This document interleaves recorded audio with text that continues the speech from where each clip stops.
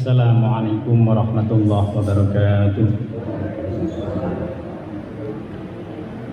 Bismillahirrahmanirrahim. Alhamdulillahirabbil alamin wal 'aqibatu lil muttaqin wala 'udwana illa 'alal zalimin. Allahumma shalli wa sallim wa barik ala Muhammad wa ala alihi wa sahbihi ajma'in wa man tabi'ahum bi ihsanin ila yaumiddin.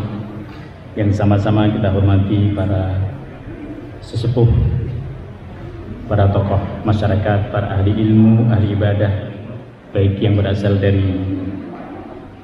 Bukit Widebia maupun yang berasal dari tempat-tempat yang lain yang berkesempatan hadir pada pagi hari ini. Alhamdulillah, dengan izin Allah Subhanahu wa taala kita bisa melanjutkan kajian tafsir Al-Qur'an, yaitu surah Al-Baqarah ayat 246.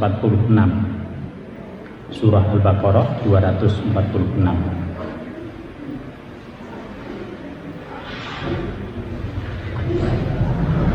Mari kita baca bersama-sama beberapa ayat yang menjadi tema dari kajian kita pada kesempatan malam ini. A'udzu billahi minasy syaithanir rajim. Bismillahirrahmanirrahim. Alam tara ilal mala'i min bani Israil min ba'di Musa idh qalu linabiyyin lahum ib'ats lana malikan nuqatil fi sabilillah. قال هل عسيتم إن كتب عليكم القتال ألا تقاتلوا قالوا وما لنا ألا نقاتل في سبيل الله وقد أخرجنا من ديارنا وأبنائنا فلما كتب عليهم القتال تولوا إلا قليلا منهم والله عليم بالظالمين. وقال لهم نبيهم إن الله قد بعث لكم طالوت ملكا قالوا أن يكون له الملك علينا ونحن أحق بالملك منه ولم يؤت سعة من المال قال إن الله اصطفاه عليكم وزاده بسطة في العلم والجسم والله يؤتي ملكه من يشاء والله واسع عليم. وقال لهم نبيهم إن آية ملكه أن يأتيكم التابوت فيه سكينة من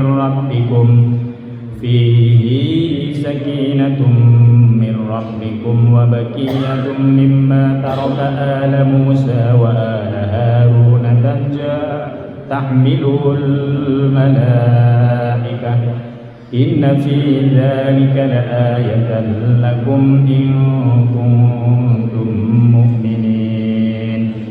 فلما فصل طالوت بالجنود قال إن الله مبتليكم بنهر فمن شرب منه فليس مني ومن لم يطعمه فإنه مني إلا من اغترف غرفة بيده فشربوا منه إلا قليلا منهم فلما جاوزه هو والذين آمنوا معه قالوا لا طاقة لنا اليوم بجالوت وجنوده قال الذين يظنون أنهم ملاقو الله كم من فئة قليلة غلبت فئة كثيرة بإذن الله والله مع الصابرين. فلما برزوا لجالوت وجنوده قالوا ربنا أفرغ علينا صبرا وثبت أقدامنا وانصرنا على القوم الكافرين. فهزموهم بإذن الله وقتل داود جالوت وآتاه الله الملك والحكمة وعلمه مما يشاء ولولا دفع الله الناس بعضهم ببعض لفسدت الأرض ولكن الله ذو فضل على العالمين تلك آيات الله نتلوها عليك بالحق وإنك لمن المرسلين صدق الله العظيم. Bismillahirrahmanirrahim. Alam tara, tidakkah kalian memperhatikan? Kalimat yang dimulai dengan alam tara itu supaya kita mengambil pelajaran dari peristiwa yang sudah terjadi. Contoh misalnya, alam tara kaifa fa'ala rabbuka bi ashabil fil. Tidakkah engkau mengetahui apa yang terjadi dengan pasukan gajah?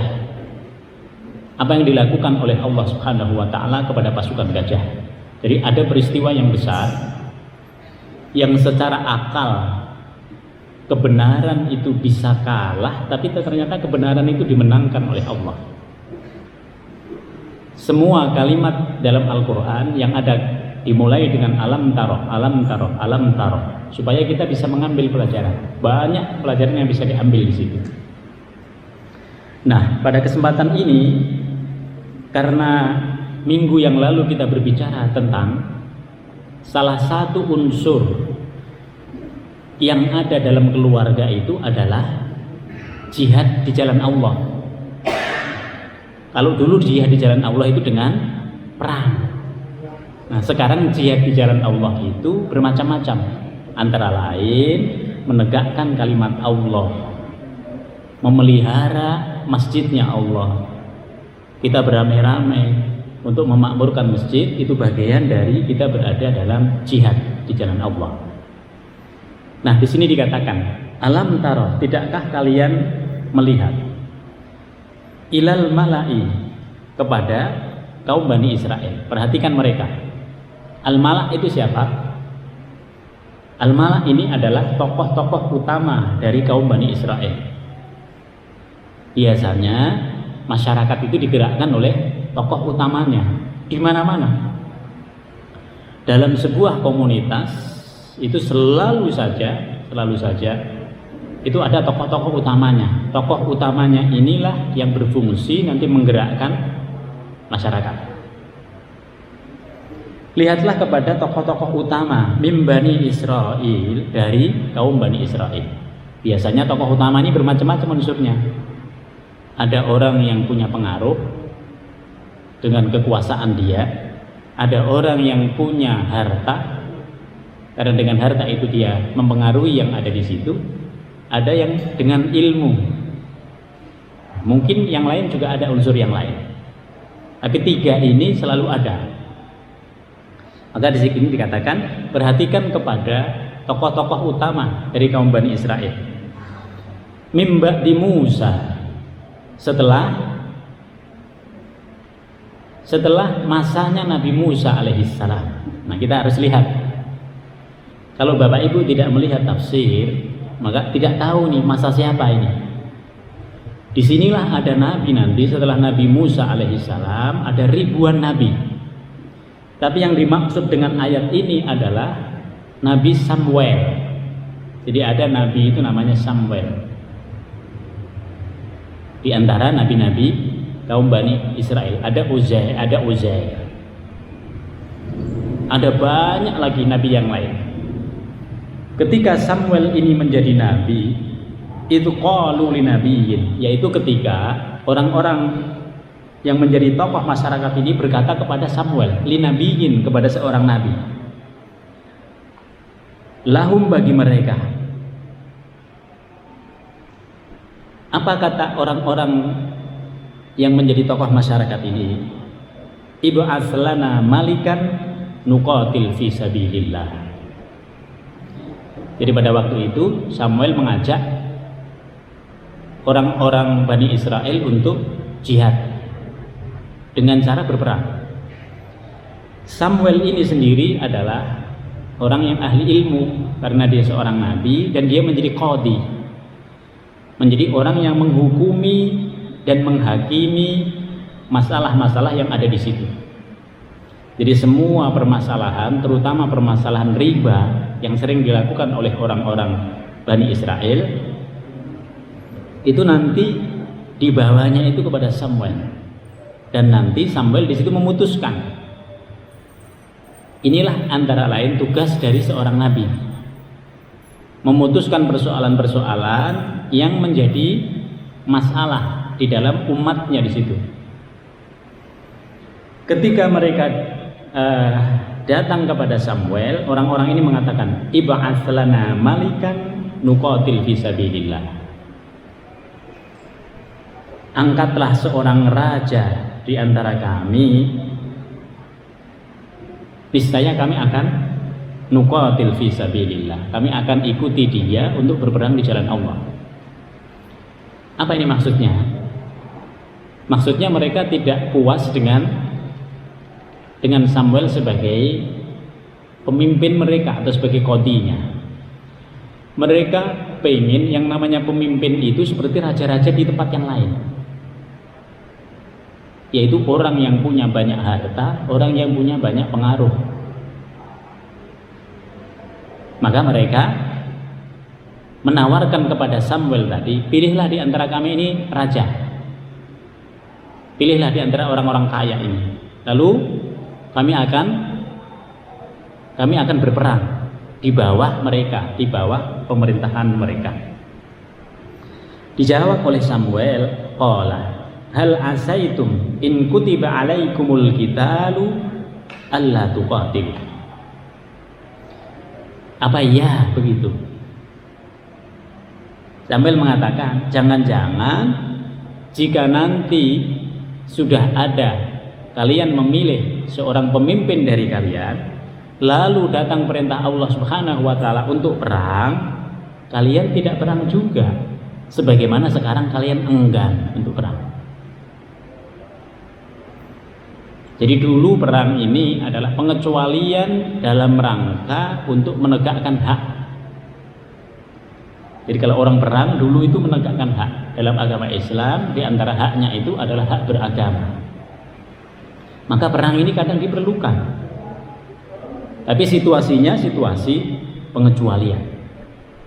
Nah, penyakit dari orang-orang kaya itu adalah kalau sudah kaya nggak mau perang dia di mana-mana. Jadi penyakit orang-orang kaya itu nanti nggak mau, dulu ketika dia belum kaya dia mau apa saja, tapi setelah dia kaya nggak mau. Nanti dia bisa bayar apa-apa, bisa bayar keamanan, dia bisa bayar ini, dia bisa bayar, dia mau menikmati di rumah dia. Padahal dalam kehidupan itu tidak bisa seperti itu. Dalam agama Islam kita harus ingat, salah satu unsur dari kehidupan berumah tangga kemarin adalah berperang di jalan Allah. Nah ini yang sekarang ini kalau dibawa ke rumah tangga kita masing-masing, tidak banyak rumah tangga yang siap. Tiba-tiba disuruh perang, tidak akan banyak yang siap. Maka kita harus sadar. Jadi yang paling penting Bapak Ibu sekalian, kita harus punya kesadaran bahwa hidup kita ini sebagiannya untuk jihad di jalan Allah, bukan hanya untuk keluarga. Nah di situ. Jadi harus ada waktu kita, tenaga kita, pikiran kita, dan harta yang kita miliki itu kita letakkan di jalan Allah. Disitulah kita berjihad. Jadi sekarang jihadnya seperti itu, tidak perang, lebih berat lagi kalau perang. Setelah itu qalu, mereka menjawab, wa ma lana alla nuqatilu fi sabilillah. Mereka menjawab, mengapa engkau khawatir kami tidak maju perang? Lalu mereka punya alasan, waqad ukhrijna min diyarina wa abnaina. Dulu kita semuanya ini sudah pernah dikeluarkan dari tempat lahir kita.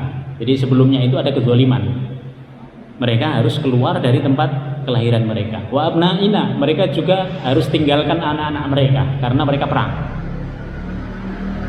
Maka tadi kami sebut perang itu untuk menegakkan kedzaliman.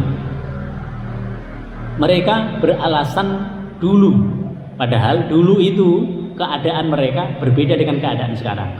Dulu mereka adalah kelas menengah, orang-orang yang mau menggerakkan. Sekarang nggak mau menggerakkan. Kenapa? Mereka sudah menikmati. Mereka sudah menikmati. Jadi dunia itu kalau dia sudah tidak bisa kita tundukkan. Kemarin di kajian yang subuh, yang hari Jumat, kita berbicara mengenai zuhud. Zuhud itu adalah mengendalikan harta. Tapi kalau harta itu sudah tidak bisa dikendalikan oleh seseorang, maka dia akan menganggap harta itu harus dia nikmati. Harta itu harus dia gunakan untuk apa saja kepentingan dia. Padahal bukan di situ. Tapi kita itu wajib bisa mengendalikan harta yang kita miliki. Nah, orang-orang ini sudah dikendalikan oleh harta. Jadi mereka sudah dipengaruhi oleh keadaan mereka yang mengenakkan mereka. Lalu mereka beralasan, dulu kami berani perang, dulu kami berani meninggalkan anak dan istri kami. Kan sudah terbukti. Nah, Nabi yang satu ini sudah tahu. Itu hanya alasan saja. Falamma kutiba alaihimul qital. Ketika kewajiban perang itu datang, apa yang terjadi? Tawallau. Mereka berpaling. Mereka nggak mau gitu. Mereka bisa bayar orang-orang yang lain yang bisa maju perang, sementara mereka mau di tempat mereka. Jadi ini penyakit semua orang kaya. Kalau sudah kaya nggak mau lagi, bahkan tidak mau bergaul dengan orang-orang yang di bawahnya. Terus seakan-akan dia nggak perlu, padahal dia bisa kaya itu karena kerjasama dengan orang-orang di bawahnya. Wallahu alimun bizzalimin. Dan Allah lah yang alimun, maha mengetahui, bizzalimin, dengan orang-orang yang berbuat aniaya. Siapa di antara mereka ini yang keluar dari perintahnya Allah? Siapa yang menghasut yang lain? Siapa yang mempengaruhi yang lain? Nah, di sini Allah maha mengetahui. Jadi dosa orang-orang yang berada dalam sekelompok orang yang menjadi penghalang dari agamanya Allah itu berbeda-beda. Yang satu menghasut yang lain, yang satu terpengaruh, lalu yang terpengaruh ini nanti berbuat buruk yang lagi. Jadi setan itu begitu, membuat orang-orang yang ada di sini itu bersikap buruk. Oleh sebab itu beradalah dalam lingkungan orang-orang yang baik. Karena kalau kita sedikit melenceng, kita bisa tertarik lagi ke situ, kita bisa sadar. Tapi kalau kita berada di lingkungan orang-orang yang buruk, nah udah, kita akan dijustifikasi semua yang kita lakukan itu menjadi benar, padahal itu tidak benar secara agama. Di situ. Wa qala lahum nabiyuhum, dan berkatalah kepada mereka nabi mereka, innallaha qad ba'atsa lakum Taluta malika. Sesungguhnya Allah telah mengangkat Talut menjadi raja kalian. Jadi nanti di antara orang-orang itu, karena mereka minta permintaan, karena mereka punya permintaan bahwa kalau pemimpin kami itu seorang raja, kami akan ikutin dia. Lalu ternyata Allah Subhanahu wa ta'ala nanti memilih Talut sebagai raja. Lalu apa? Komentar mereka, jawaban mereka apa? Qalu anna yakunu lahul mulk alaina wa nahnu ahaqqu bil mulki minhum. Bagaimana bisa? Jadi bagaimana bisa Talut itu menjadi raja kami? Sementara Talut itu adalah orang biasa, kami lebih berhak daripada dia terhadap pemimpin. Jadi orang-orang kaya itu mengatakan, kami di antara orang-orang kaya ini lebih berhak menjadi pemimpin dibanding Talut. Talut itu orang miskin. Nah, di situ. Jadi di sini jelas banget ya, jelas banget bahwa mereka punya persepsi yang namanya pemimpin itu harus kaya. Tapi ternyata dipilihkan oleh Allah Subhanahu wa taala dengan Talut yang orang miskin. Mereka mengatakan wa nahnu ahaqqu bil mulki minhu. Kita lebih berhak, orang-orang kaya ini lebih berhak daripada Talut. Walam yu'ta sa'atan minal mal. Apalagi Talut itu miskin, dia bukan orang kaya. Nah di situ apa yang dimaksud oleh Allah dengan ayat ini? Allah ingin menyatakan bahwa walaupun dia orang kaya, bersepakat untuk menjadi pemimpin, belum tentu juga dia menjadi pemimpin. Jadi pemimpin itu ujung-ujungnya ada pilihan yang diperkenankan oleh Allah.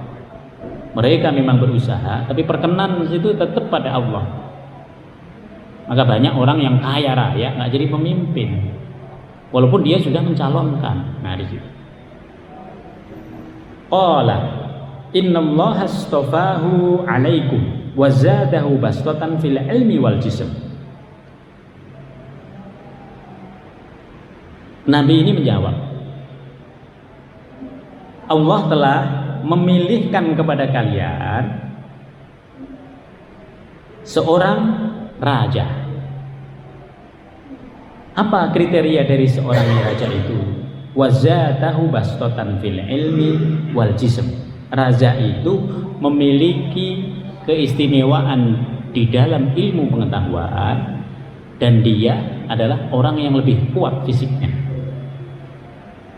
Jadi ada dua syarat di sini pemimpin. Yang pertama yang disebut oleh Allah Subhanahu wa taala adalah orang yang berpengetahuan luas. Yang kedua, orang yang fisiknya kuat. Jadi Allah ingin merubah pandangan mereka. Kenapa? Karena nanti yang dihadapi oleh pemimpin ini banyak, bukan hanya masalah ekonomi, tetapi juga masalah-masalah yang lain. Wallahu yu'ti mulkahu man yasha. Dan Allah itu memberikan kepemimpinan itu kepada orang yang dikehendaki. Jadi ada kalanya pemimpin begini, ada kalanya pemimpin begini, memang dikehendaki oleh Allah. Supaya apa? Supaya kehidupan itu menjadi dinamis. Maka Bapak Ibu bisa lihat, itu kepemimpinan itu begitu baru naik pasti diolok-olok. Apalagi dia berasal dari kalangan yang tidak biasanya. Pasti begitu. Nah, Allah ingin merubah pandangan orang-orang bahwa kepemimpinan itu tidak berdasarkan kekayaan. Karena kalau kepemimpinan itu berdasarkan kekayaan, nanti dia akan mengutamakan orang-orang kaya. Tapi kalau berdasarkan ilmu, dia akan menegakkan keadilan. Nah, di situ. Kalau dia kuat fisiknya, berarti dia akan menjadi contoh bagi yang lain. Jadi, pemimpin itu berada di depan. Kalau pada waktu perang, tidak di belakang. Contohnya ada pada Rasulullah SAW. Wallahu wasi'un alim. Dan Allah Subhanahu wa taala wasi'un, maha luas. Jadi Allah Subhanahu wa taala yang lebih tahu. Kenapa pemimpin kita ini sekarang ini, kenapa yang akan datang siapa, kita belum tahu. Nah, siapa. Semuanya itu ada hikmah di balik kepemimpinannya itu. Maka ada dua syarat di sini yang disebut oleh Al-Qur'an. Al-Maraghi mengatakan pemimpin itu juga perlu syarat yang lain. Ini tafsir. Jadi kalau Al-Qur'an menyebut dua, nanti ditafsirkan oleh para ulama, nanti bermacam-macam syarat kepemimpinan. Antara lain al-istidad al-fitri, yaitu dia siap untuk menjadi pemimpin di antara orang-orang yang ada di situ. Jadi ada orang pinter, ada orang kuat fisiknya, tapi dia tidak bisa punya sifat kepemimpinan. Dia tidak siap untuk ngomong, mungkin dia tidak bisa. Untuk ini strategi mungkin dia tidak. Nah di situ. Jadi ternyata masih diperlukan syarat-syarat yang lain kalau dalam tafsir. Yang keempat, taufiqillahi ta'ala. Yang keempat, kata Imam Al-Maraghi, pemimpin itu Itu aslinya izinnya itu pada Allah Subhanahu wa taala. Karena dia harus bitashkhiril asbab. Dia harus bisa menundukkan hal-hal yang ada menjadi tantangan-tantangannya. Dia bisa menundukkan. Dia sudah terbukti di sisi keluarga dia sukses. Di sisi masyarakat yang kecil yang ada di sekitar dia sukses. Nah, ini kalau nanti menjadi pemimpin, berpotensi menjadi pemimpin yang sukses. Tapi kalau orang itu tidak dikenal di lingkungannya tidak dikenal, nanti repot dia. Nah, di sini ada tambahan dari penafsiran. Wa qala lahum, dan nabi mereka berkata, nabiyuhum kepada mereka, inna ayata mulkihi, salah satu dari tanda bahwa nanti Talut ini menjadi raja adalah ayatiyakumut tabut. Dia akan membawa kepada kalian tabut. Tabut ini apa? Tabut ini kalau sekarang disebut dengan kotak ajaib. Kenapa disebut kotak ajaib? Kotak inilah yang menyelamatkan Nabi Musa alaihissalam. Jadi Nabi Musa dulu ditenggelamkan, diletakkan di atas sungai oleh ibunya itu dengan menggunakan tabut. Tabut itu kotak. Kotak isinya bayi. Dia diletakkan oleh ibunya, lalu ibunya mengatakan, ya Allah, lindungi anak ini sehingga dia selamat. Tabut itulah yang isinya di dalamnya itu Nabi Musa alaihissalam. Tabut inilah yang disebut dengan kotak ajaib. Nanti setelah Nabi Musa bersama Fir'aun besar di situ, tabut ini masih disimpan oleh Asia. Tabut ini nanti diisi oleh Nabi Musa alaihissalam dengan Taurat, sehingga siapa yang berhasil memegang ataupun mendapatkan tabut ini, dialah yang akan menjadi pemimpin. Dan ternyata nanti yang berhasil itu adalah Talut. Nah, di sini nanti dari Talut nanti kepada Nabi Daud. Nah, di situ. Nah, ini untuk menunjuk kepada kita ternyata ada simbol-simbol tertentu itu bagian dari yang diberikan oleh Allah Subhanahu wa taala. Di sini dikatakan inna ayata mulkihi. Tandanya adalah nanti ada tabut yang dibawa oleh Talut itu. Fihi sakinatum mir rabbikum wa baqiyatum mimma taraka ala Musa wa ala Harun tahmiluhul malaikah. Jadi tabut ini dikatakan fihi sakinatum mir rabbikum. Semua orang dari kaum Bani Israel ketika melihat tabut itu hati mereka menjadi luluh. Hati mereka menjadi ingat Nabi Musa alaihissalam. Nabi Musa lah yang menjadi titik pertemuan. Jadi kalau mereka saling berdebat, mereka saling berbeda pendapat, mereka saling berpecah belah, tapi ketika nanti ada tabut, mereka bisa bersatu. Harus ada sesuatu yang bisa menyatukan mereka. Tabut inilah yang menyatukan mereka. Maka di sini semua orang ketika melihat tabut itu diberikan oleh Allah Subhanahu wa taala ketenangan hati, ketenangan jiwa. Begitu melihat tabut, mereka luluh. Lalu kita bersatu lagi karena mengingat Nabi Musa alaihissalam yang telah menyatukan seluruh kaum Bani Israel. Wa baqiyatum mimma taraka ala Musa, dan di dalamnya terdapat peninggalan keluarga Musa dan juga keluarga Harun yang dibawa oleh malaikat. Jadi tabut ini nanti sempat tidak ada. Ternyata tabut ini diselamatkan oleh Allah Subhanahu wa taala dengan dibawa oleh malaikat. Di dalam riwayat juga dikatakan selain ada Taurat juga ada yang lain nanti yang ditinggalkan oleh keluarga Nabi Musa alaihissalam dan juga Nabi Harun. Cuma tidak disebut secara detail. Inna fi dzalika laayah lakum in kuntum mu'minin. Sesungguhnya dengan adanya Talut membawa tabut itu sudah merupakan tanda yang kalian semua harus mengikutinya. Kenapa? Nanti ada peristiwa berikutnya. Dalam perang itu bagaimana Talut menjadi pemimpin mereka. Falamma fasala Talutu bil junud, maka ketika Talut membawa bala tentara, dia berkata, ketika Talut itu menjadi pemimpin, dia mengatakan, innallaha mubtaliikum binahar. Pasukan, Allah akan menguji kalian dengan sungai yang ada di depan kalian. Sungai yang sangat lebar, sungai yang cukup deras arusnya.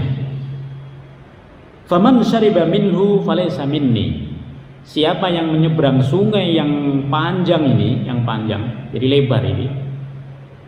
Siapa yang menyeberang sungai yang lebar ini, dia meminum air yang ada di situ, maka dia gugur untuk menjadi pasukan, karena dia nggak lolos. Maka pasukan perang itu harus dilatih. Nanti orang-orang yang dilatih itu siapa yang layak maju perang, siapa yang tidak, itu harus dibedakan. Supaya apa? Supaya yang tidak masuk ini nanti tidak mengganggu yang lain, gitu. Kita juga begitu, dalam organisasi juga begitu. Gitu. Jadi diperlukan kesamaan pandangan, juga kesamaan langkah, kesamaan kecepatan. Ada yang tinggi sekali kecepatannya, ada yang tidak, ambil yang tengah-tengahnya. Nah di situ. Ini yang dilakukan oleh Talut. Wa man lam yut'imhu fa innahu minni. Siapa yang enggak minum sama sekali, maka dia lolos menjadi pasukan. Illa man ightarafa ghurfatan biyadihi. Kecuali nanti ada pengecualian.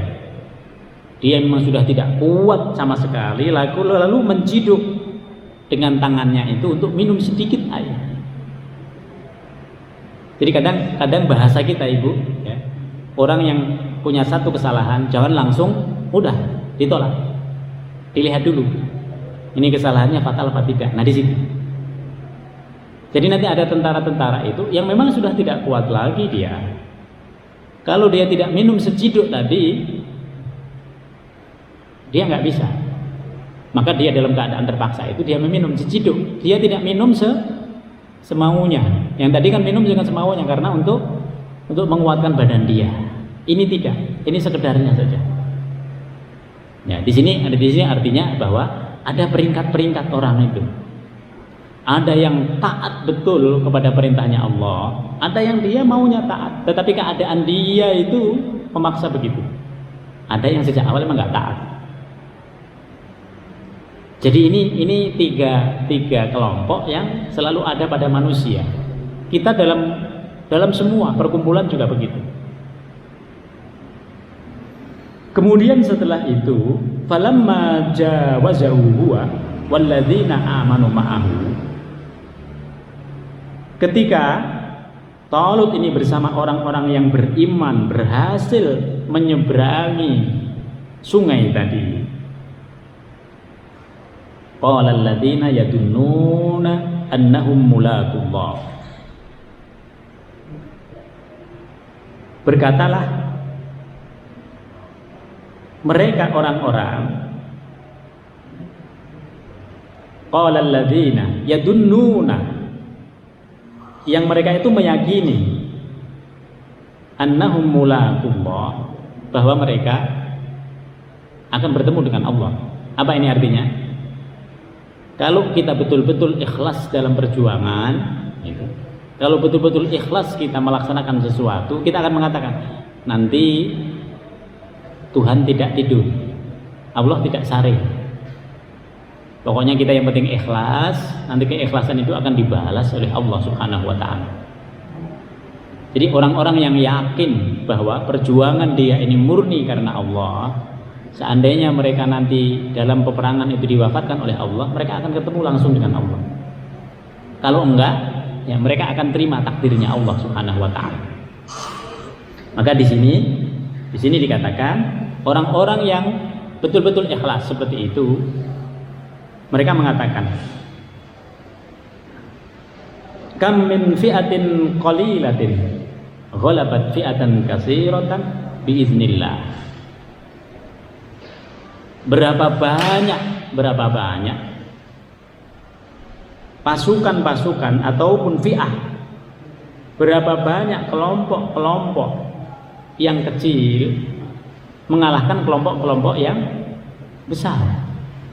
Kam min fi'atin qalilatin ghalabat, mengalahkan fi'atan katsiratan, yaitu kelompok yang besar, biiznillah, ini catatan, dengan izin dari Allah Subhanahu wa taala.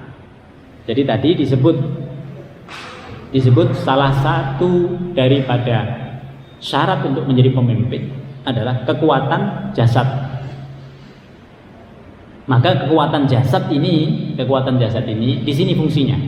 Siapapun yang kuat pasukannya, yang lebih ahli pasukannya, secara logika dia menang.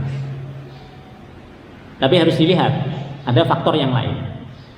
Ada faktor yang berasal dari Allah Subhanahu wa taala. Maka kita bisa melihat bagaimana perang Badar, 300 orang melawan 1000 orang, yang 300 itu yang menang, yang 313. Karena apa? Ada faktor dari Allah Subhanahu wa taala. Allah menurunkan para malaikatnya untuk membantu mereka. Dan faktor pertolongan seperti ini hanya diberikan oleh Allah kepada pasukan yang membela Allah. Kalau pasukan itu tidak membela Allah, dia menangnya karena secara logika, secara kekuatan, secara akal memang dia lebih kuat. Tapi tidak ada pertolongan dari Allah, tapi ada izin dari Allah, tidak ada ridho.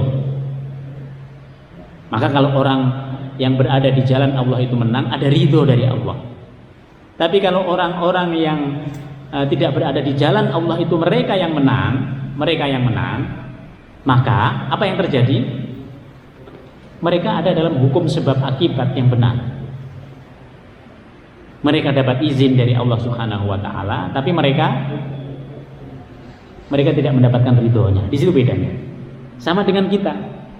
Kita orang-orang mukmin mencari rezeki segala macam, semua diizinkan oleh Allah dan diridhoi, karena yang kita gunakan itu cara-cara yang bagus sesuai dengan syariat Allah. Maka tadi ada syarat yang ditetapkan oleh Jalut ketika melewati sungai itu. Nah, itu untuk ngetes kekuatan. Ini orang-orang yang kuat perang apa tidak? Kalau dia tidak kuat perang, dia akan minum. Biasanya orang-orang yang malas itu orang yang banyak makan. Biasanya sebentar makan, sebentar mikirnya makan aja. Nah, di situ malas. Tapi kalau orang itu sudah biasa berpuasa, dia siap dalam banyak hal. Nah, ini untuk menunjuk kepada kita betapa memang untuk menjadi pasukan perang itu memang harus diuji. Semua kita harus diuji. Walamma barazu li Jalut wa junudihi qalu rabbana afrigh alaina sabra. Ketika mereka maju melawan Jalut, ini ada raja yang sedang kuat-kuatnya saat itu, namanya Jalut. Walamma barazu li Jalut wa junudihi, bersama pasukannya, qalu. Ini ciri khas orang beriman. Keluar dari rumah mereka berdoa, di tengah jalan ketika menghadapi ujian tadi mereka berdoa, lalu ketika berhadapan dengan musuh dia berdoa. Kita juga begitu. Kalau kita sama anak-anak mau ujian, dari rumah sudah bismillahirrahmanirrahim, di perjalanan sudah berdoa. Lalu ketika mau mengerjakan ujian, sama, dia berdoa kepada Allah. Doanya apa? Karena ini doanya dalam perang. Talut berdoa kepada Allah, Rabbana afrigh alaina sabra, ya Allah limpahkan kesabaran. Perang ini perlu kesabaran, dan sebenarnya semua yang kita perjuangkan itu perlu kesabaran. Tidak ada keberhasilan tanpa kesabaran, tidak ada. Anak-anak kita kenapa mereka hebat? Karena mereka sudah sabar di pesantren, mereka sabar dalam mencari ilmu, mereka sabar Kalau nggak sabar, nggak akan berhasil. Jadi sabar itu menjadi kunci. Maka yang diminta oleh Talut adalah kesabaran. Allah Rabbana afrigh alaina sabra wasabbit aqdamana, dan kuatkan langkah kami, kokohkan, kuatkan kami. Kita punya kekuatan, tapi kalau kita minta tambahan kekuatan, Allah akan ngasih. Ya Allah, kuatkan kami. Nanti akan ada orang-orang yang ngerasa, saya nggak seperti itu kekuatan saya, tapi kok bisa ya? Ada bantuan dari Allah. Maka yang kita minta adalah tambahan kekuatan dari Allah. Kita sudah punya kekuatan masing-masing. Kekuatan kita itu terbatas. Tapi kalau ada tambahan kekuatan dari Allah Subhanahu wa taala, menjadi tidak terbatas. Wasabbit aqdamana. Kemudian yang terakhir, wangsurna 'alal qaumil kafirin. Dan tolong kami ya Allah, menangkan kami berhadapan dengan orang-orang kafir. Jadi di dalam apa-apa kita ada 3 ini, unsur kesabaran, unsur supaya kita kokoh di dalamnya. Yang ketiga, unsur ya Allah menangkan kami. Walaupun kami sedikit, pokoknya menangkan. Gimana caranya? Engkau lebih tahu untuk memenangkan kami. Jadi 3 hal inilah kunci kesuksesan dalam semua hal, termasuk dalam perang. Kita bisa lihat anak-anak kita nggak akan dia sukses kalau tidak kokoh juga, nggak bisa. Kalau tidak tekun nggak bisa. Dia hebat dia IQ-nya, tapi kalau dia emotional questionnya dia tidak bagus, dia akan roboh. Maka diperlukan ketekunan. Ketekunan itu melebihi kecerdasan. Kecerdasan itu dalam studi itu hanya 15-20%. Tetapi yang lain itu banyak sekali. Antara lain adalah ketekunan. Jadi orang yang tekun lebih banyak berhasil daripada orang yang pintar. Kemudian yang terakhir, mintalah pertolongan kepada Allah, karena kita tidak tahu. Ketika kita berhadapan dengan orang itu, nanti apa yang terjadi kita tidak tahu. Maka di sini perlu kita minta pertolongan kepada Allah. Selalu minta pertolongan kepada Allah, karena kuncinya, izinnya tadi adalah pada Allah. Fahazamuhum biidznillah. Lalu mereka mengalahkan pasukan Jalut yang luar biasa kuatnya, yang terkenal, yang banyak sekali jumlahnya. Biiznillah, dengan izin dari Allah Subhanahu wa taala. Wa qatala Dawud Jalut. Nanti ada satu pasukan, satu tentara. Namanya Dawud. Ini orang biasa juga, tapi ternyata dia nanti bisa membunuh Jalutnya gitu. Jadi rajanya itu dibunuh oleh Daud. Dari sinilah nanti Daud ini didaulat menjadi pemimpin setelah Talut. Nah di sini wa atahul mulka wal hikmata wa 'allamahu mimma yasha. Allah memberikan kepada Daud alaihissalam al-mulka, kekuasaan, wal hikmata, dia punya ilmu hikmah. Ilmu hikmah itu ilmunya para nabi. Ilmu hikmah itu ilmu kebijaksanaan. Ada apa-apa timbang dulu sama dia. Ditimbang, lalu diputuskan. Ini hikmah. Orang yang mengetahui sesuatu akan terjadi itu dengan pengalaman dia dan juga dengan ilham yang diberikan oleh Allah Subhanahu wa taala. Ini orang yang punya hikmah. Maka ada ulama-ulama kita yang sudah tahu 5 tahun yang akan datang prediksinya begini. Lalu dia dekatkan dengan agama begini. Nanti mendekati. Ada orang yang memprediksi tapi dia bukan ilmu hikmah, hanya sekedar prediksi saja. Lalu salah dia. Bedanya hikmah ini, dia memang ada ilham yang berasal dari Allah Subhanahu wa taala. Banyak kita mengetahui ulama-ulama di Indonesia itu yang sudah tahu nanti tahun yang akan datang itu begini. Tapi dia bukan seperti orang-orang yang reka masa depan itu, yang nggak ada ilmunya. Ini hikmah. Maka ilmunya para nabi itu adalah ilmu hikmah. Wa 'allamahu mimma yasha, dan dia punya ilmu-ilmu yang lain yang diberikan oleh Allah kepadanya. Jadi untuk menjadi pemimpin itu tidak gampang, tidak begitu saja oh dia langsung jadi pemimpin, tidak. Tadi kita lihat Daud, dia yang membunuh Jalut, dia punya strategi yang berbeda dengan yang lain, dia punya kekuatan fisiknya itu lebih dari yang lain, dia punya ilmu-ilmu yang lain termasuk ilmu hikmah yang tidak dimiliki oleh yang lainnya.